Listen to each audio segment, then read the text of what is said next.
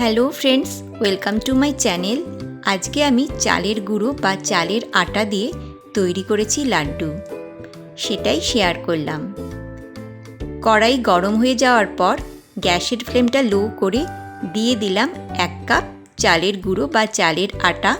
এটা দোকান থেকে কেনা চালের গুঁড়ো। এবার ড্রাই রোস্ট করে নেব।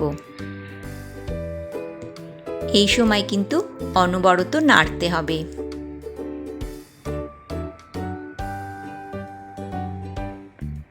ছ 7 মিনিট মতন হয়ে গেছে। এবার গ্যাস অফ করে দিচ্ছি আর এগুলোকে একটা বাটিতে তুলে নিচ্ছি। বাটিতে তুলে নিয়েছি। এবার দিয়ে দিলাম 2 কাপ আগে থেকে জাল করা দুধ।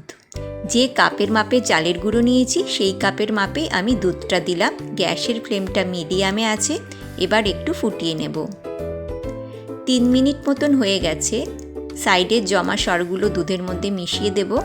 এবার আমি গ্যাস অফ করে দিচ্ছি। গ্যাস অফ করার পর 2 মিনিট হয়ে গেছে। এবার আমি দিয়ে দিচ্ছি পাটালি গুড়। গুড়ের মিষ্টিটা আপনারা আপনাদের টেস্ট অনুযায়ী দেবেন।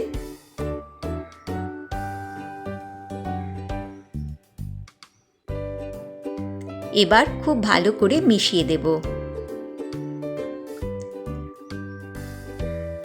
এবার নাড়াচাড়া করে গুড়টাকে গলিয়ে নেব।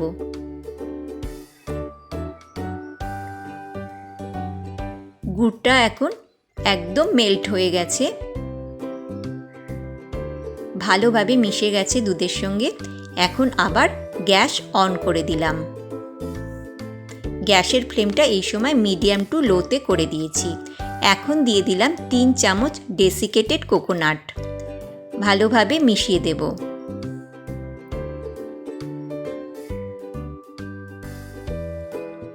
এবার দিলাম ড্রাই রোস্ট করা চালের গুঁড়ো।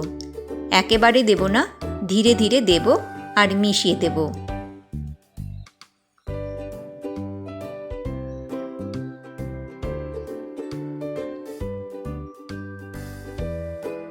মিশিয়ে দেব।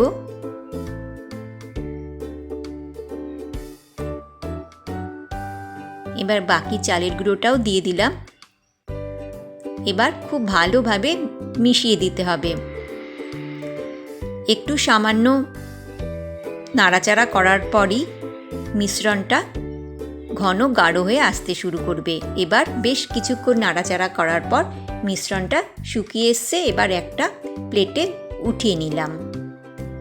এবার একটু সামান্য ঠান্ডা করে নেব।